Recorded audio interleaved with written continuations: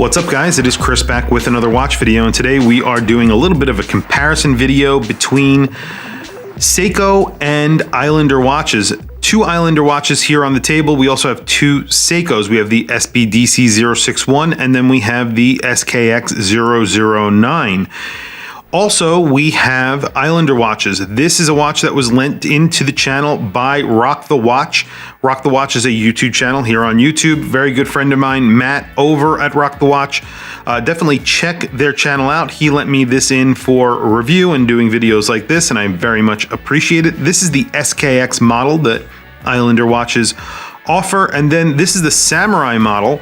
This was lent to me by Marc from Long Island Watches, so directly from the brand.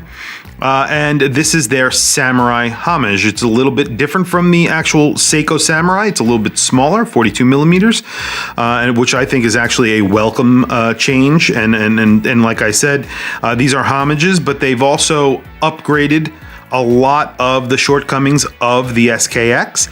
I put my SBDC061 on the table. However, that is only to just point out that these watches are closer to this area of the Seiko spectrum rather than this area, the SKX versus the SBDC061. And that's because they've done so many different upgrades to these watches. So what do these watches have in common? So really quickly, all of the watches on the table have screwed-in case back, screwed-in crowns. They all have lume on the indices and hands. You have dates at 3 o'clock. You have all stainless steel construction, automatic movements, dive bezels, 200 meters water resistance. And like I said, there are a few other small similarities between all four of them, but those are really the major similarities when you're looking at all of these watches together.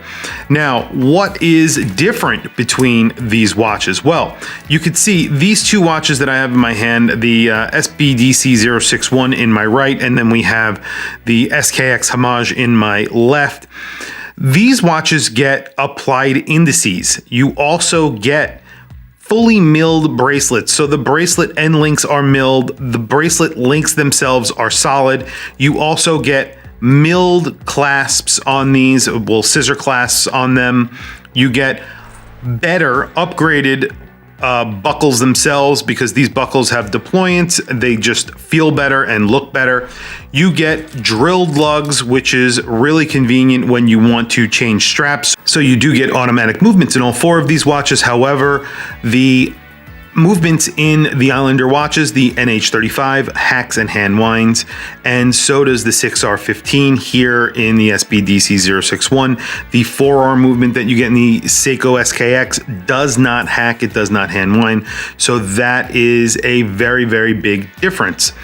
Now, all in all, I would say that these watches, the Islander watches, somewhat fall between the two. I think that the SKX definitely falls short when you are comparing it to these watches, the Islander watches. However, there are a few areas where the SBDC061 is a little bit nicer. I would say maybe the hands and just the overall finish of the watch is a little bit nicer than the Islander watches. However, the Islander watches do come in at $299. You also get things on the Islander watches like bezel inserts that aren't made of steel. So you're getting steel bezel inserts both on the SKX and the SBDC061. Here you have a ceramic bezel. This is not a dive bezel. You can get it with a dive bezel on the Samurai version. This is a sapphire bezel insert, which is really, really cool. And the lume, you get lumed bezels, which is really cool. And the actual logo is also loomed on this watch. I'm not sure if it's loomed on this watch. We will do a loom shot at the end just to quickly see. You do get signed crowns. Neither of the Seikos get signed crowns, which is kind of weird.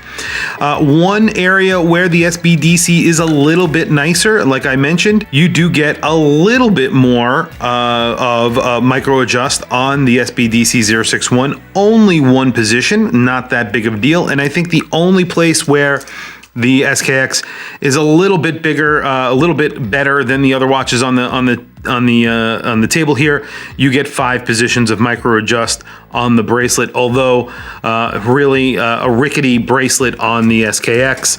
The mid links are obviously hollow, but a lot of people like it. I actually like it. I don't think it's that bad, especially since it's such a iconic watch. But when you compare it to the Islander watches, these watches are really far and above made better. The bracelets are super solid, and you also get screwed links. Both the Seikos, you have push pins. I don't know when Seiko is going to wake up to that.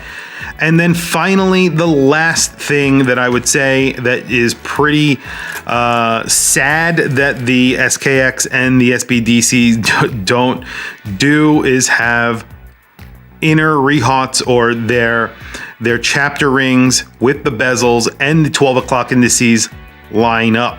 So these line up perfectly on these 2 homage watches. However, the watch that they homage themselves does not line up. You can't see it anymore on this because this is the watch that I've done so many tests with. So a lot of the watch, a lot of the actual bezel is gone. The inner rehaut is gone. I don't even have it there anymore. So now it lines up, but it did not line up when I purchased it originally. And what is very disappointing, a $1,100 watch in my hands. This is a pretty expensive watch when compared to the $299 for either of the watches below. The chapter ring and the 12 o'clock indice do not line up. It's very, very sad. Same thing with my Monster and my Blumo, actually, same issue. So kind of crazy. I think that's really a sad thing, and I think it's kind of crazy, but we've gone through this, and we've talked about it on the channel many, many times, and it's something that either you accept with Seiko and you just move along, or you just complain about it constantly like I do. So really quickly, I will just compare the bezel action on both of these watches, the SBDC061 and the Seiko. The SBDC061 has pretty good bezel action, and so does this watch. So let's listen to both of them, and I will tell you which one is better. So it feels good, pretty solid, not extremely tight. Very similar, a little bit tighter on the SBDC061. It might be a little too tight. I don't know. It's a little bit easier to turn on the SKX Homage. However, they sound exactly the same. So it really only depends on whether you care if it's a little bit tighter. They both don't give. The only big difference is that this one actually lines up and this one does not. So that is a big difference to me. So very quickly, I'll do a lume shot and then we will wrap up the video. So there you have it. You could see that the lume on these are all really good. The SBDC061 is very, very bright, but you do have lumed bezels, C3 on C3 Luminova on the Islander watches. The SKX really isn't that good, but this watch has been through the ringer, so it doesn't really compare to the other 3 watches on the table. You get Lumibright on the Seikos, obviously, and a lot of Lumibright on the SBDC061. It looks really good.